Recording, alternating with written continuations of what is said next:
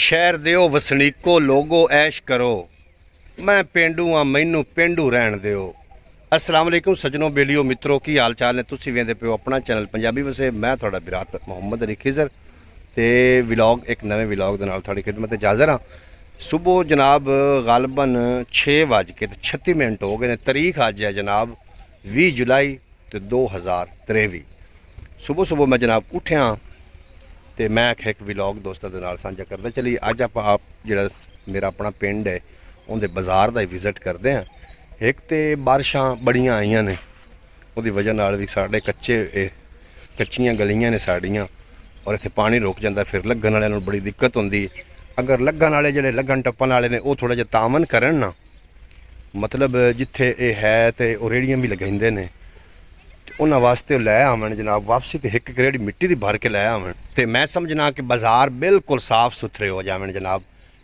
आप अगे चलते हैं। एक बाज़ार मेरे बिल्कुल गवांढ जिथे मैं खलोता, है मेरा घर है, यह जो थोड़ा नज़र आ रहा है, यह मेरी बैठक है। और अगू जो पहला बाज़ार है जो मस्जिद नूं मुड़दा है, उस बाज़ार का आप विजिट करते हैं। तो जनाब मैं जो दोस्त पेंडू ने पिंडा थावां ते रहिंदे ने, वो अपनी मदद अपनी तैयार करन, किन्नू उड़ीक रखी बैठे हो, अपने बाज़ार गलियां खुद साफ करन तो हो सकते हैं। साढ़ा तो एक पिंड माहौल है, शहरी माहौल तो है नहीं। ऐ तुसीं वेंदे पिओ, ऐ मेरा वो मेन बाज़ार है जिहड़ा कि मस्जिद नूं जांदा है ते गलियां साड़ियां कच्चियां ने। अगे चलते हैं, वो आपां वेखीए जनाब बाज़ार का हाल। एक होर भी सानूं प्रॉब्लम है इत्थे जनाब, उनका बड़ा सामना है। जो बिजली आउंदी है ना तो जिहड़े खंबे साडे ने इन्हां विच करंट आ जांदा, इहदी वजह की है कि इहदे उत्ते मीटर लगे हुए ने। आ जिहड़े तुसीं मीटर वेंदे पे हो,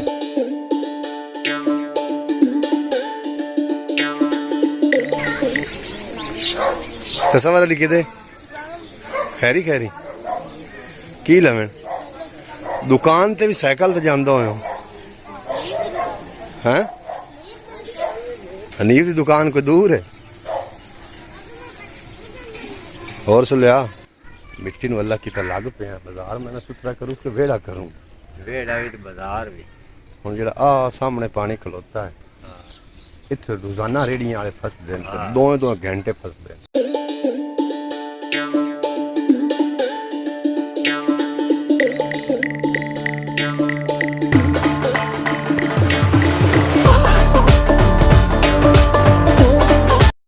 तेरा हुण रात हो गया सुथरा, उत्थे रोजाना रेहड़ियां वाले फसदे ने। तेरा की ख्याल? रेहड़ियां वाले जांदे ने तो वापसी ते एक मिट्टी की रेहड़ी भरी लिया मैं, ये गंदगी साफ ना हो जाए, मस्जिद दबूगा घने देर तो हो जाना बड़े दो कर दे बड़े दुआ उर्गाई 200 300। चलो उगराई भी सही है, बाकी भी देवें उगराई हो, ऐसी तो गल कोई नहीं, सारे जो लगना है इत्थों उगराई का तो मसला नहीं। तू तो माशाल्लाह अच्छा की खना काम, राह तो साफ होना चाहिए ना। तेरे हुण वेखिए राह है जनाब, वो पिछला राह जो गोलदीन ठीक किया, पिछले पासे उत्थे भी पानी आ, उत्थे पिछले दिनों एक ना रेहड़ी वाला बेली वो डेगी खलोता रेहड़ी।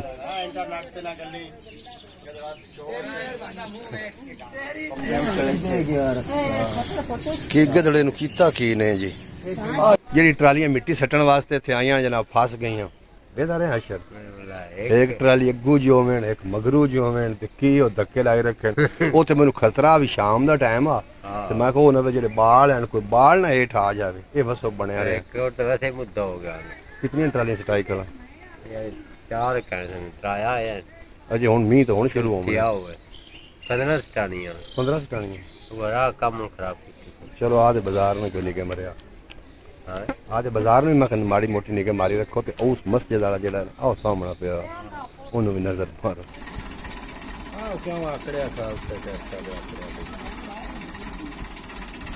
वही था इस मसला।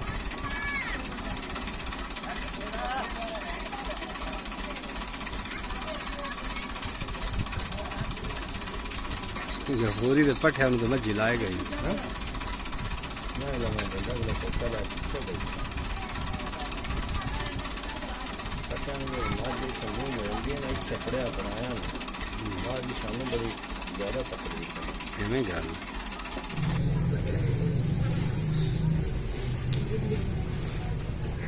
थोड़ा लल केर के लइए, लल केर के इनू तो शायद किसी पासे लाओ, ਅੱਗੇ ਰਾਹ ਕੋਲ ਤੂੰ ਤੇਰੇ ਜਿੱਥੇ ਰਾਹ ਦੋ ਕੋਲ ਖੜਾ अगान तो करना तो मोड़ के खुले पुरान दे को मोड़ बद्दी था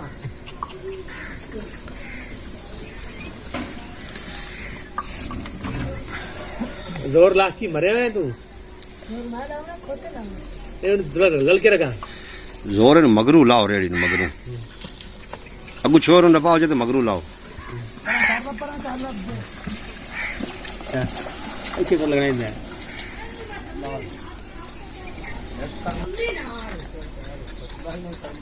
अच्छा दाल दे वेट मारते तो तनु पड़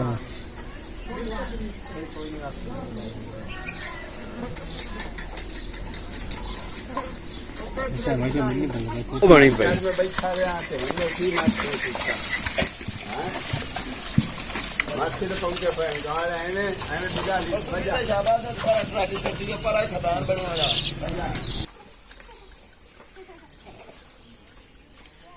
ਤਰਕੜਾ ਖੋਤਾ अपने नसीबां के करिया दिए कोई है मसला न है न खैर करता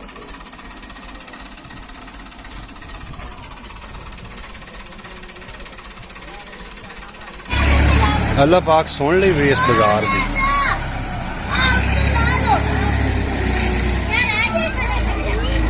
अरे यार मैं बेचूं इतना मांग जा निकाल है कि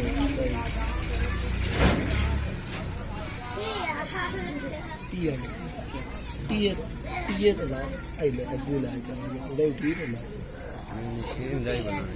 आप ये नहीं तो आप ये पंजाबी में सेब चला ਇਸ ਦੀ ਬਾਜ਼ਾਰ ਦਾ ਉਹ ਖਾਤਾ ਹੋਇਆ ਪਿਆ मम्मा दिले मन दाल है ਭਾਵੇਂ ਲਾਇਲਾ ए है भला किंदा ठीक है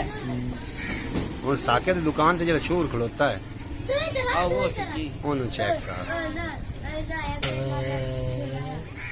कोई तस्वीर नहीं पाटदी पे कोई चीज नहीं होता ठीक है ना इतने हर लंबरदार तू भी लंबरदार मैं भी लंबरदार तू भी लंबरदार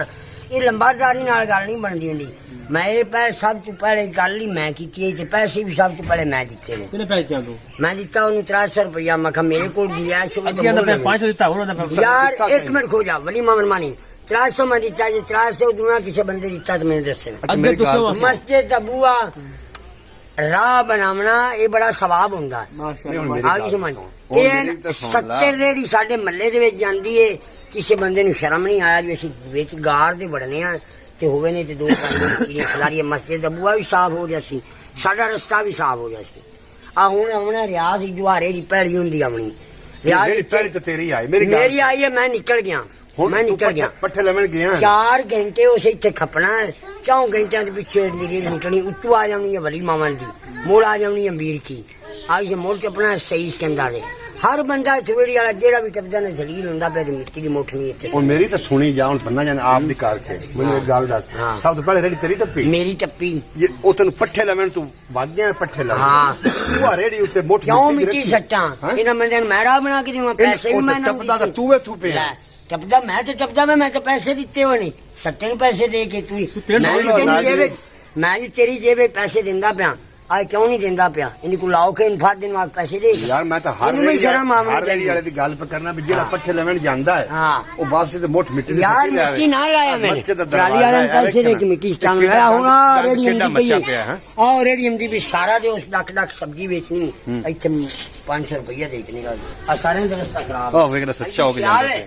ਖਿਆਲ ਹੈ ਉਹਨੂੰ ਆ ਜੀ ਨਾਜ਼ਰੀਨ ਤੁਸੀਂ ਸੁਣਦੇ ਪਏ ਹੋ ਇਹ ਆ ਮਸਜਿਦ ਦਾ ਦਰਵਾਜ਼ਾ ਹੈ ਸਾਹਮਣੇ ਜੋ ਨਜ਼ਰ ਆ ਰਿਹਾ साकिब साहब अर्जू है ईमान जी आप दोनों बंदे कोशिश करते हैं कितनी कर ली सब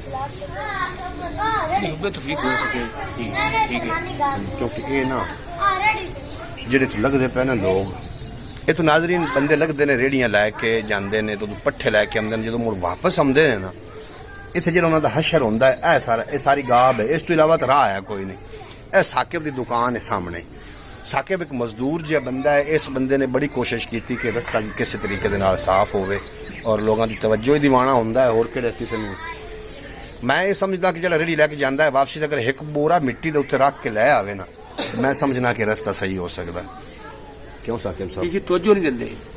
तवज्जो नहीं देंदे लोग अच्छा तुसीं मेरी गल नाल मुतफिक हो बहुत फर्क है इत्थे रेहड़ियां कितनियां फसदियां डेली ਤਕਰੀਬਨ 60 ਰੇੜੀ ਫਸਦੀ ਹਰ ਰੇੜੀ ਹੈਣ ਕਿਤਨੀ ਜਿਹੜੇ ਟੱਪਦੀਆਂ ਤਕਰੀਬਨ 10 ਤੋਂ 12 ਰੇੜੀਆਂ ਹਨ ਤਕਰੀਬਨ 10 ਤੋਂ 12 ਰੇੜੀਆਂ ਅਗਰ ਮਿੱਟੀ ਦੀਆਂ ਆ ਜਾਣ ਨਾ ਹੂੰ। ਤੇ ਮੈਂ ਸਮਝਣਾ ਕਿ ਇਹ ਮਸਜਿਦ ਦਾ ਜਿਹੜਾ ਦਰਵਾਜ਼ਾ ਹੈ ਬਿਲਕੁਲ ਸਾਫ਼ ਹੈ। ਹਾਲ ਹੋਵੇ ਨਾ ਗੱਲ ਇਹਨਾਂ ਦੇ ਲੋਕਾਂ ਦੇ ਬੈਂਕ ਟੁੱਟੇ ਪੈਣ ਬਹਿਰਮ ਟੁੱਟ ਗਿਆ ਬੈਂਕ ਟੁੱਟੇ ਪੈਣ ਮਤਲਬ ਨੁਕਸਾਨ ਆਦਾ ਚੱਲਿਆ